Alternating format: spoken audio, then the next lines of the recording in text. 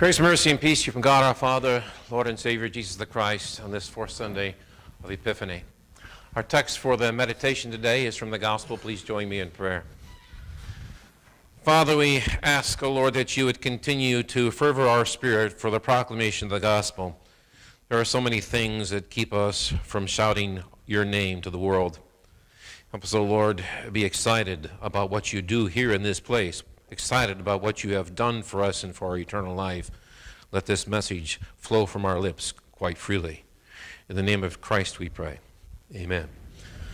Friends in Christ, tonight in the city of Atlanta, there's going to be some noise being made.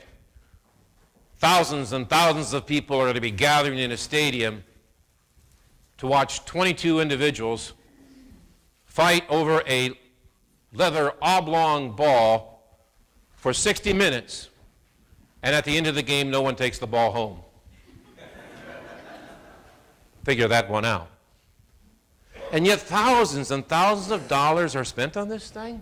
Did you hear today that a Super Bowl commercial for 30 seconds is $5 million plus? Do you know what the kingdom of God could do with that money? Wow. How does the man have so much power? How does the man have so much control to convince people to find loyalty to teams, to spend thousands of dollars in time on watching this game, which really has no eternal consequence? How do they do it?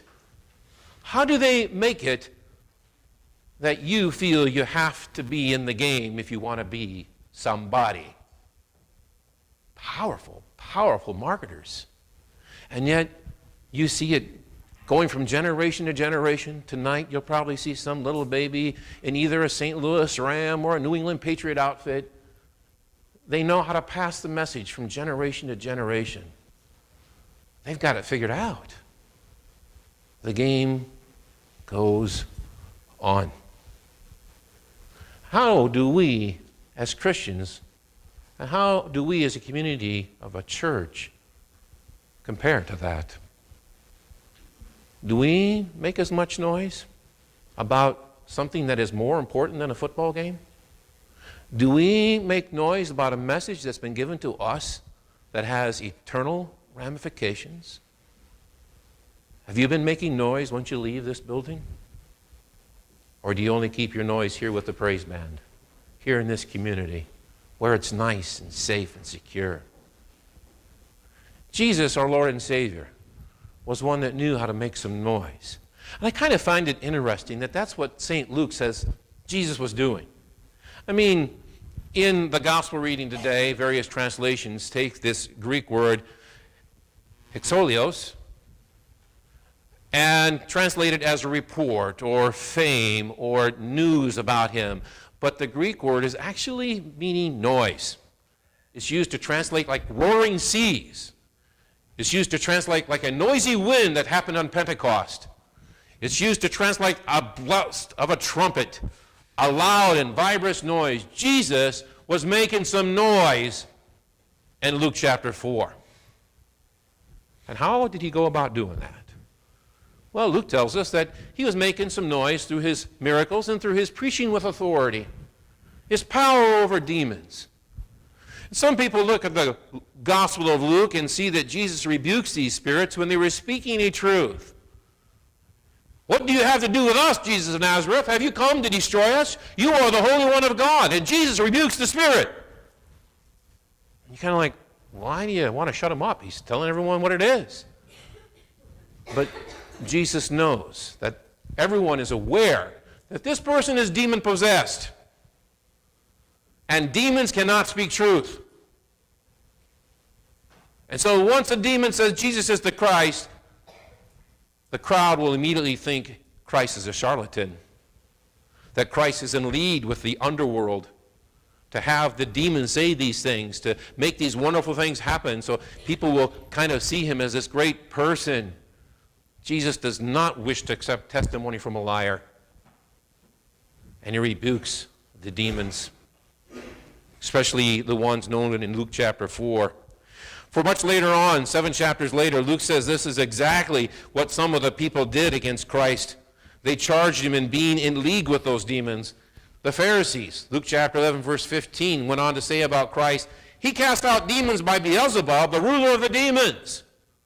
So even though Christ was trying to shut up the demons, word was still getting out that this was all a sham. Christ was in league with the demons in the underworld. He was a charlatan at best, who needed to be disposed. Christ would not accept this testimony, so he shut up the demons from saying such things. And he rebuked those demons, and he rebuked them to leave, and he exorcised these demons out of this person in Luke 4 and out of many other people who are demonic possessed in the gospel today.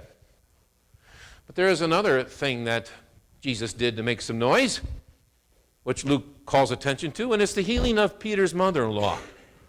And if you notice in the gospel reading, I kind of slowed down here reading it because I find this fascinating, that Jesus rebukes an illness as if the illness is personified like a demon. But so much can be said about that. If there would not be a fall, if there would not be sin, there would be no illness, there would be no death. So Jesus rebukes the evil. And the fever leaves her immediately. And it wasn't just some simple fever. You got to keep in mind that Luke is a doctor. He was the one that would make observations about what was going on with people's, especially in the realm of body. Maybe you're aware that some gospel writer recorded that in the Garden of Gethsemane, Jesus sweated drops of blood. Which of the gospel writers do you think noticed that? Luke, the doctor. And Luke, the doctor, says that this just wasn't some simple fever. It was a high fever. It was a great fever. It was a fever that was life-threatening. And Jesus rebukes it. And she is so healed that she gets up and immediately starts serving Peter and his guest. And a continued noise goes throughout the community about what Jesus is doing. Making some noise. And people responded. Crowds were gathering like they're going to be gathering tonight. Gathering with Christ at Capernaum. He was so tired, exhausted. Though he was God, he was yet man. He went to a secluded place to just get some R&R. But they found him. And they said to him, please don't leave. This is a safe place. You are welcome here. Remember, we heard last week that Jesus tried to be welcomed at Nazareth and they kicked him out of his own hometown. Capernaum's not that far from Nazareth. Capernaum says, here, stay here. Make us famous. This is a safe place. But Jesus said, I need to go to other towns. Towns will not just be coming to me, I need to be going to other towns. And he takes the message of the gospel, he takes the proclamation of the kingdom of the world, even into the most hostile streets. The hostile streets of the city of Jerusalem. When Jesus looked at Jerusalem around that Palm Sunday day, he said, Jerusalem, O Jerusalem, you who are the ones who kill the prophets and stone those who sent to you, yes, I'm coming into your streets, and I know what's going to happen to me, but this you must know, the kingdom of God has come among you.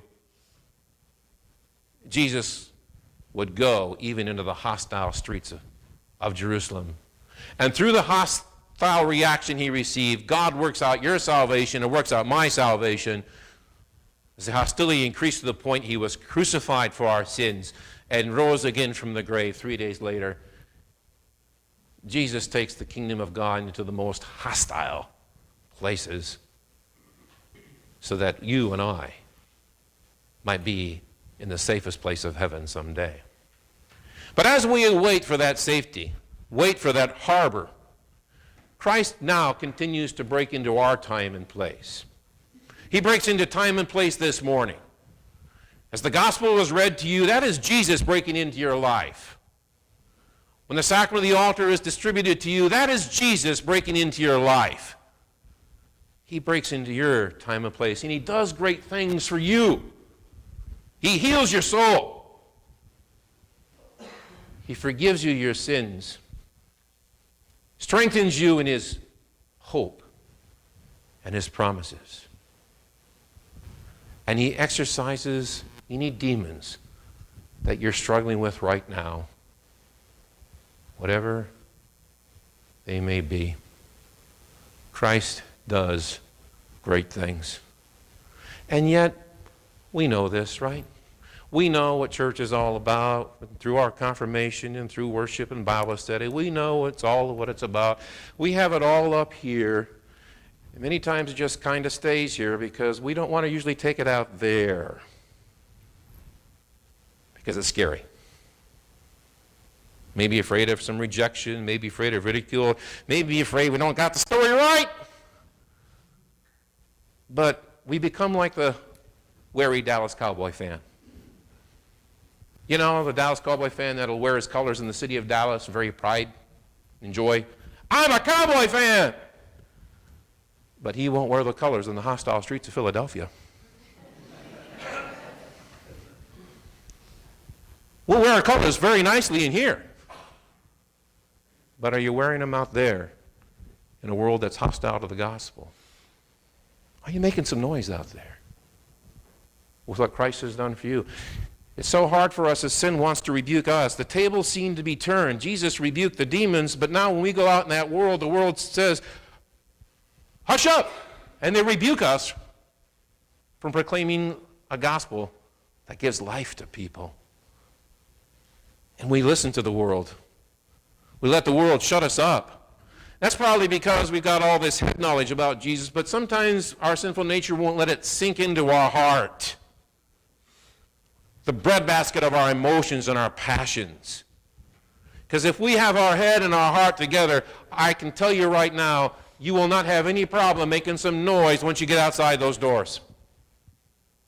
Because this is important to you, and you know what's important to those people you will run into today or this week or whatever. The head and the heart together will move you to make some noise about what Christ has done. Yes, a Cowboy fan, you may not have any problem sharing with other people what Dallas did on Sunday, but are you doing the same about what Jesus has done for you on Sunday? Huh? Are you making some noise out there about the great gift God has given you today? Here you come, Sunday after Sunday. Know this to be true, that when you come, God and Christ is breaking into your time and place, and He is filling you with His Spirit and filling you with His grace. And so that the more Sundays you come, the more passion you will have. You will share the story into the most hostile streets you know of in this world, because it's that important. So what do you say, people of Christ the King? Let's go make some noise. Amen.